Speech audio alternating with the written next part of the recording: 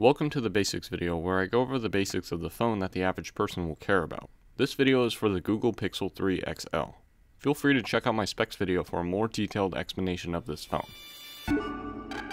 The Google-made Pixel 3 XL has a 12.2 megapixel camera on the back, and on the front there are dual 8 megapixel sensors, one wide and one standard. The pictures come out looking amazing, whether you're taking them during the day or the night.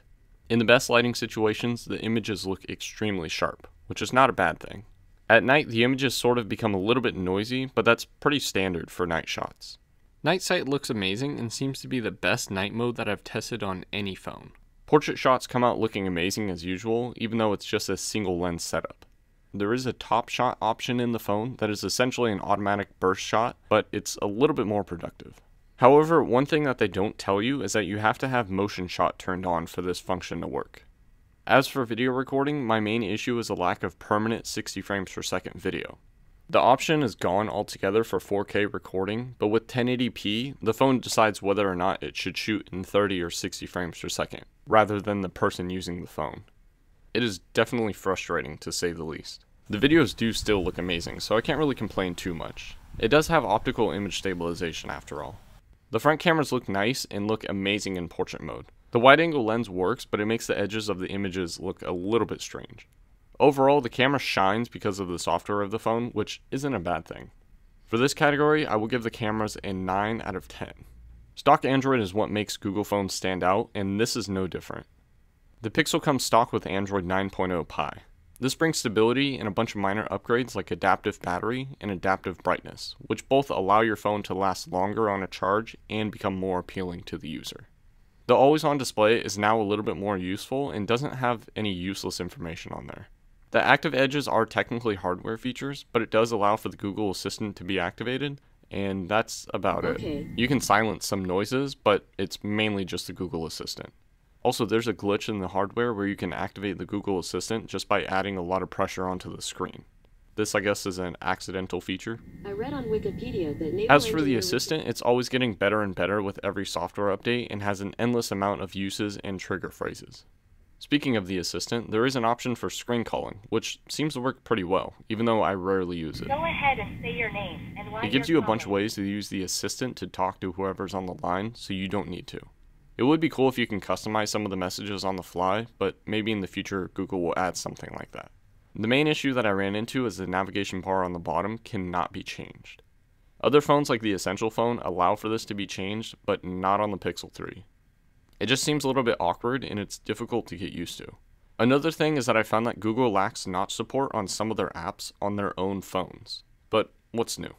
Sure, it's a quick fix, but this isn't the first notched phone with Android Pie, so they should have fixed this a long time ago, rather than right when I was making this review.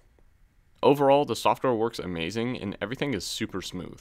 My scoring for the software shouldn't be surprising with a generous 9 out of 10. This battery is large, but it still lasts throughout the day. It isn't bad, but I wish that we had batteries that could last longer than a day. I mean, the Motorola Razr Max had a smaller battery than the Pixel 3 XL and lasted 2 days easily. So how efficient are these new processors? Either way, the battery isn't bad, I just had to point that out. After 16 hours of usage, my phone was left with 40% and 2 hours and 13 minutes of that was screen on time. Another day I got 14 hours of usage with 27% remaining and 2 hours of that was screen on time. Another day I got 11 hours of usage out of this battery with 16% remaining and 2 hours and 58 minutes of that was screen on time. All of these figures are with the brightness all the way up. Sure, there's a lot going on with this phone, but still, the battery life should be a little bit better. To be fair, I rarely had any worries about this battery dying before I got home.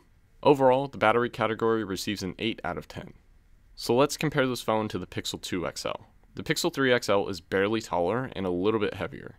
The display has changed from a 6-inch OLED screen to a 6.3-inch notched OLED screen.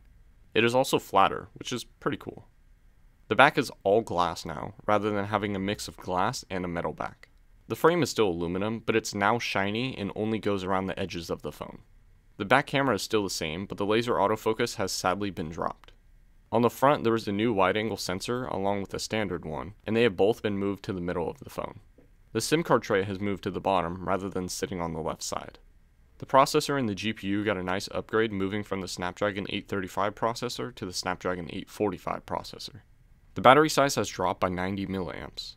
Looks like Google's copying Apple for more than just the notch and the lack of the headset jack. Lastly, there are minor additions like the spectral and flicker sensor and wireless charging. Overall, I would say that this is a small but needed upgrade, so it gets a 7.5 out of 10. Now this phone is new, but the replacement parts are cheap for what they are. The screen can break and will cost you about $165 to do it yourself, or $220 for a third party to do it for you.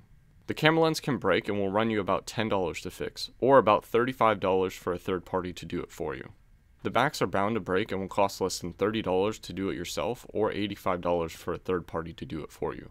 The charging port can be replaced for about $30 and luckily doesn't require soldering. A third party should charge about $85 when the parts are available. This phone does support wireless charging if you do break the charging port. The battery should be replaced at some point and should run you about $20 or less and will cost about $65 to $85 for a third party to replace it for you. Google should be able to change all these parts for you, so check with them before you go breaking stuff on this phone. Given the prices and repairability, I would say that the Pixel 3 XL gets a 7.5 out of 10 for durability and repair cost. Now, should you buy this phone? With a score of 82%, I believe that you should definitely consider this phone. The speaker setup is flawed, but it's still there. Still, for a $900 phone, it should be a lot better, along with the battery performance. This is still an amazing Pixel phone once you get over that weird looking notch. If you're looking to upgrade from the Pixel 2 XL, I would definitely recommend checking out this phone. I hope you learned something from these videos, but now I want to learn something from you. Do stereo speakers matter to you?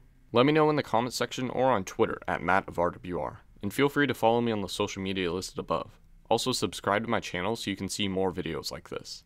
And if you really like these videos, hit that bell button. Thanks for watching.